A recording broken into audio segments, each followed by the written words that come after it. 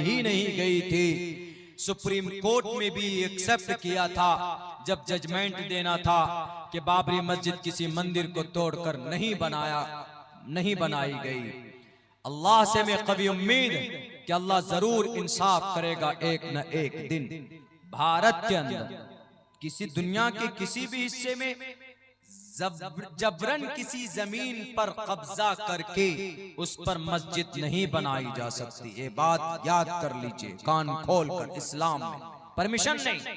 अल्लाह के नबी अलैहिस्सलाम जब गए मदीनतुल मुनव्वरा हिजरत करके पहुंचे तो सबसे पहला काम मस्जिद तामीर होनी चाहिए। एक जगह तो ये भी सीरत इब्न हिशाम में ये भी लिखा है कि जब मशवरा किया, जब मस्जिद के लिए जमीन ढूंढी गई तो जो जमीन थी अभी जहां मस्जिद नबवी है, वो जमीन दो यतीम बच्चे के थे, सहल और सुहेल नाम का।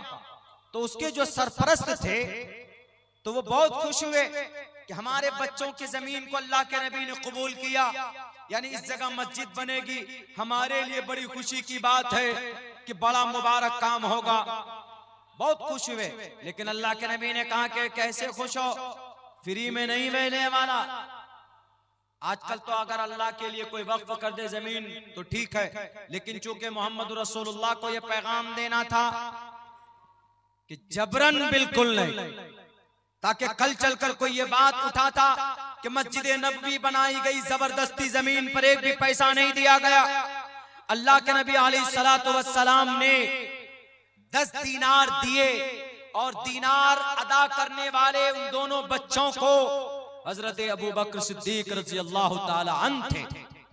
उनके जरिए से 10 दीनार पैसे दिए गए जमीन के ऊपर। फिर आप अलैहिस्सलातु वस्सलाम ने खुद से तामीरी काम शुरू किया।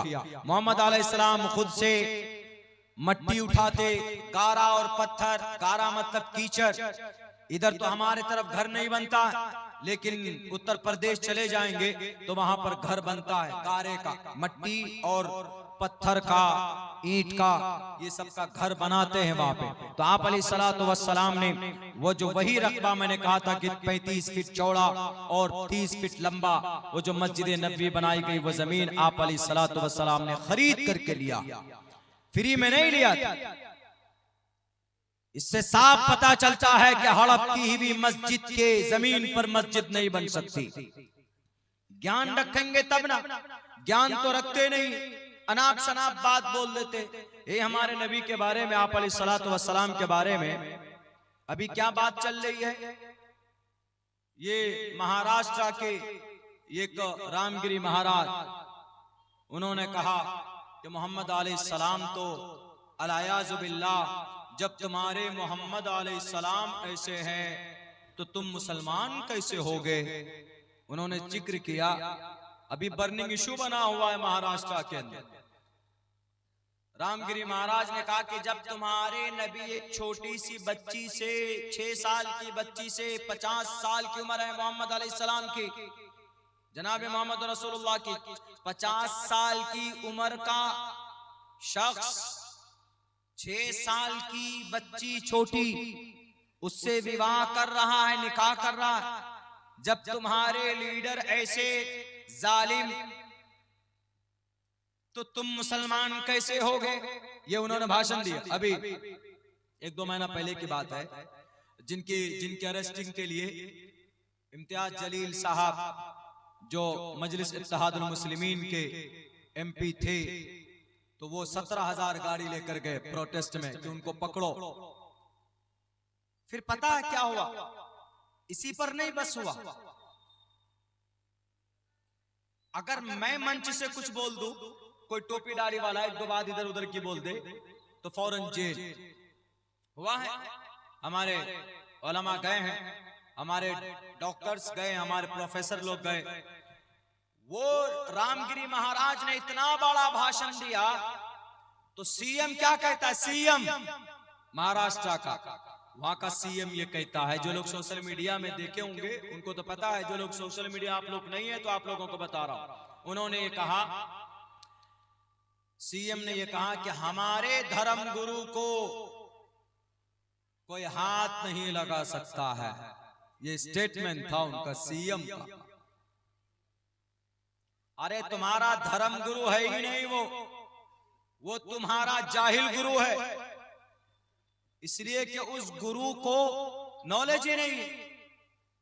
जब उससे इंटरव्यू लिया गया, उससे कहा गया कि जरा आप बताइए गुरुजी, आपने इतनी बड़ी बात कैसे कह दी, इतनी गलत बात।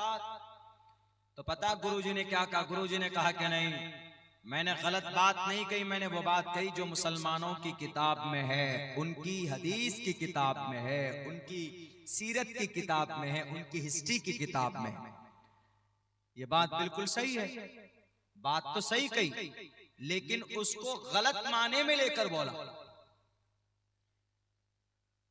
गलत माने में लेकर बोला।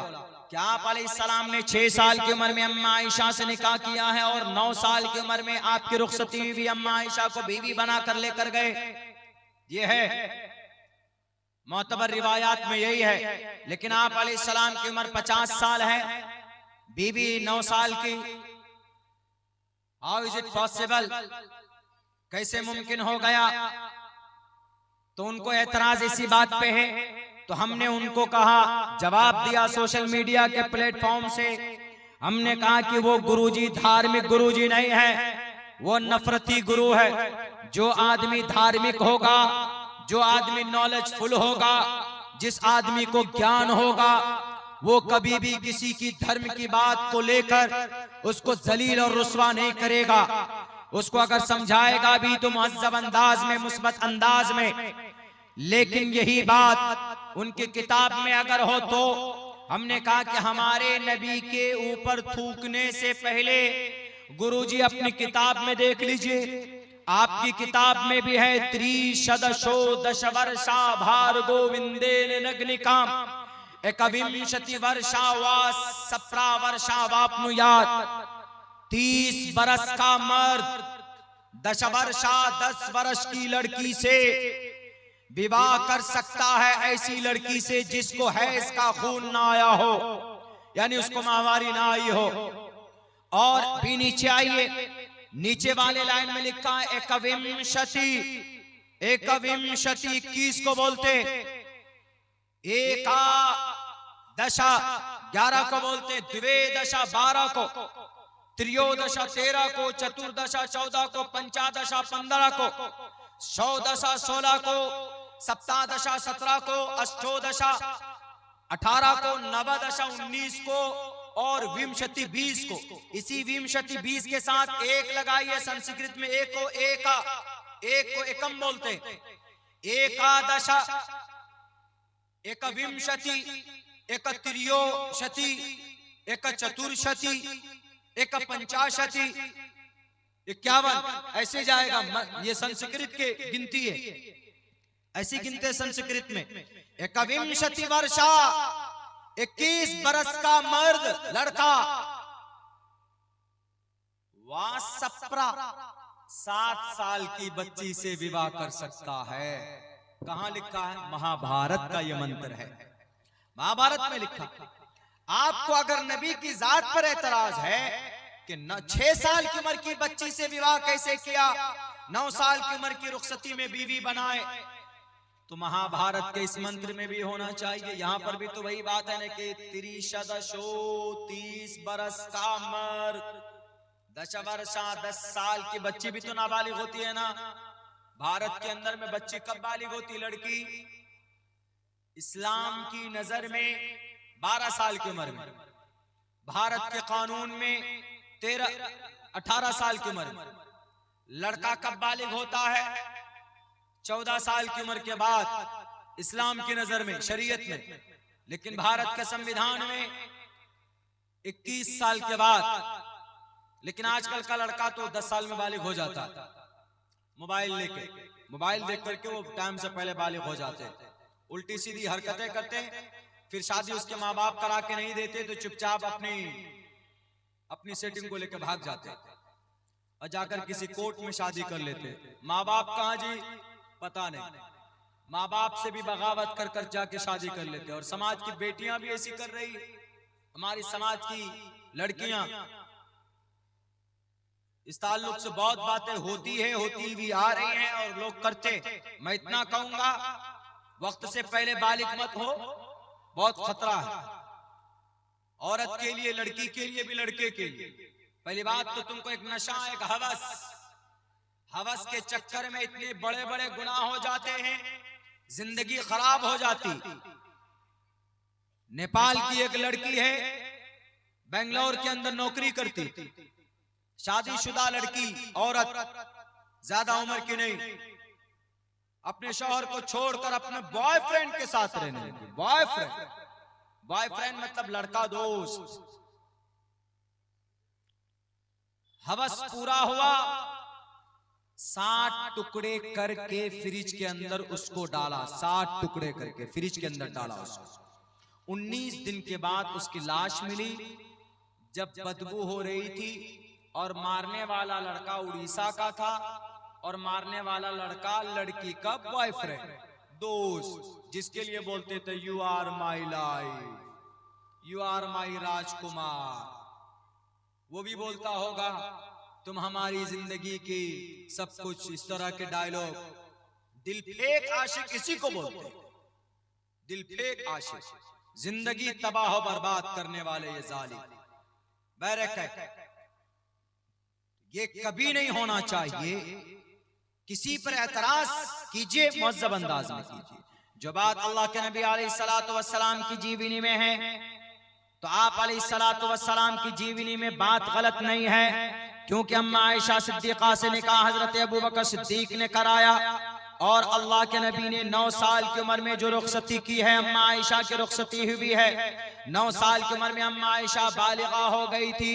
अरब कंट्री के अंदर वहाँ की आबो हवा गर्म है, वहाँ 9-10 साल की उम्र में बच्चियां बालिग हो जाती है, इसमें कोई शक नहीं है। इसलिए इस पर कोई एतराज नहीं होना चाहिए। रामगिरी महाराज साहब, आपको अगर ये एतराज हो कि नबी ने 13 शादी 11 शादियां क्यों की, नबी ने 11 शादियां की है, आपके तरफ ब्रह्मचारी नहीं बने हैं, अंदर खाने सब काम करते हैं, पता है। बिना औरत के, बिना शादी के किसी की जिंदगी पुरसुकून नहीं हो सकती। मर्द के अंदर सेक्स की शहवानी कुव्वत अल्लाह ने रखी, मर्द और औरत के अंदर। औरत कब्जा कर ले, औरत कंट्रोल कर ले, मर्द नहीं कर सकता। शहवत जिसको सेक्स बोलते, ये अल्लाह की तरफ से है। ये मर्द जल्दी कंट्रोल अगर कर ले, यानी जिसकी इसको, इस कुव्वत को, इस इच्छा को पूरा करने के लिए अल्लाह तबारक व तआला ने एक निजाम रखा है किसका, शादी का। यानी अगर आदमी के अंदर शहवत हो, उसको पूरा करने के लिए अल्लाह ने पाक रिश्ता बनाया। कौन सा, शादी का। अल्लाह के नबी फरमाते मन इस्तता मिनकुमुल बाता फल्यतज़व्वज, अगर तुम में से कोई आदमी खर्च बर्दाश्त कर सकता, बीवी को सुख दे सकता, उसकी जरूरत पूरी कर सकता, फल्यतज़व्वज, उसको चाहिए कि शादी करे, गर्लफ्रेंड ना बनाए, मोबाइल के अंदर में हेलो हाउ आर यू ना करे, शादी करे, बीवी बनाए। फल्यतज़व्वज, शादी करने की वजह से आपके अंदर की ख्वाहिश, एक दूसरे के लिए लिबास बन जाएंगे, एक दूसरे की जरूरत पूरी करेंगे। फ़इन्नहु अग़ज़्ज़ु लिलबसरी व अहसनु लिलफ़रज व मन लम यस्तति फ़अलैहि बिस्सौम। और अगर किसी के अंदर ताकत नहीं है, घर नहीं है, पैसा नहीं, लेकिन शहवानी कुव्वत है, तो वो क्या करेगा, बीवी भी नहीं बना सकता, वो शादी नहीं कर सकता, क्योंकि ही हैज नो मनी, उसके पास पैसे नहीं है। तो जनाब मोहम्मद रसूलुल्लाह फरमाते हैं फ़अलैहि बिस्सौम, तो उसके ऊपर रोजा जरूरी। वो रोजा रखेगा तो रोजे की वजह से शहवानी कुव्वत कम होती। लाओ कोई ऐसी मिसाल, कोई डॉक्टर की गोली नहीं दिखा सकते जो सेक्स को कम करने वाली, जो सेक्स की भूख को कोई कम करे, नहीं दिखा सकते।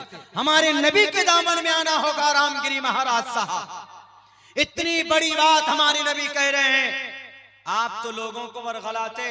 हमारे नबी के पैगाम से समाज के अंदर में तरक्की होती है। ये पैगाम सिर्फ हदीस में नहीं है, ये पैगाम आपके मनुस्मृति में भी है। यथा वायुं समाश्रिते सर्व जीवन्ते जंतवा तथाग्रस्तामाश्रिते इतारा वर्तते इतारा शरामा। ए नौजवानों, जिस तरह जिंदगी के लिए हवा जरूरी है, वैसे ही लाइफ के लिए शादी जरूरी। Having a happy life in the form of wife, बीवी के जरिए से ही खुशहाल जिंदगी हो सकती है और समाज का निर्माण हो सकता। बहरकैफ, तो हमने ये कहा कि गलत फहमी की बुनियाद पर मुजरिम बना दिया गया इस कौम को, हमारी मस्जिद को, हमारी नबी की सीरत और सुन्नत को। जुर्म के तमाम तर आरोप लगा दिए गए। वक्त चूके अभी कुछ दिनों पहले जो मुझे चोट लगी है, उसकी वजह से ज्यादा देर तक नहीं बैठ सकते, गर्दन में दर्द होती है। मैं गुजारिश करूंगा कि अगले जो वक्ता हैं आप उनको बुलाइए, उनके आने तक जब तक मैं बोलता हूँ थोड़ी देर और उनके आने तक मैं बात करता हूँ, क्योंकि मेरी गर्दन के अंदर में थोड़ी प्रॉब्लम।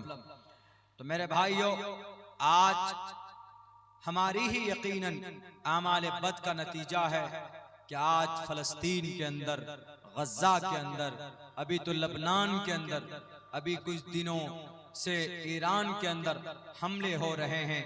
हमारा रिश्ता मस्जिद से मजबूत नहीं हो रहा, हमारा रिश्ता अल्लाह से करीब नहीं हो रहा। आखिर क्या वजह है कि हम कलमा पढ़ते हैं, हम नमाज भी पढ़ते हैं, लेकिन हमारी नमाजों के अंदर इतनी कुव्वत नहीं होती कि जिससे हम अपनी जरूरत अल्लाह के सामने पेश करें तो अल्लाह तबारक व तआला हमारी उस परेशानी का समाधान करे। आज हम नमाज पढ़ते, मस्जिद में जाते, लेकिन नमाज जिस सिफत के साथ होनी चाहिए, क्या उस सिफत के साथ नमाज होती? अल्लाह का कुरान तो साफ लफ्जों में कहता है, इन्नस्सलात तन्हा अनिल फ़ाहशाइ वल मुनकर, बेशक नमाज बेहयाई बुरी बातों से रोकती है। लेकिन जब हम मस्जिद में देखते हैं कि मस्जिद में जो नमाजी हैं नमाज पढ़कर आते हैं तो गाली वही बोलते, वही दूसरे की चुगलखोरी करते, वही दूसरे की गीबत करते, बेईमानी वही करते। आखिर क्या वजह है कि नमाज हमको सही हालत पर नहीं ला रही? तो इससे साफ पता चलता है कि अल्लाह का कुरान सही है, हमारी नमाज में कमी। जितने भी नौजवान यहाँ बैठे, नौजवानों एक पैगाम देना चाहता हूं, अपने वक्त को ऐसे जाय मत होने दो। अल्लाह ने बहुत पुरअमन इलाके में आपको बसाया है।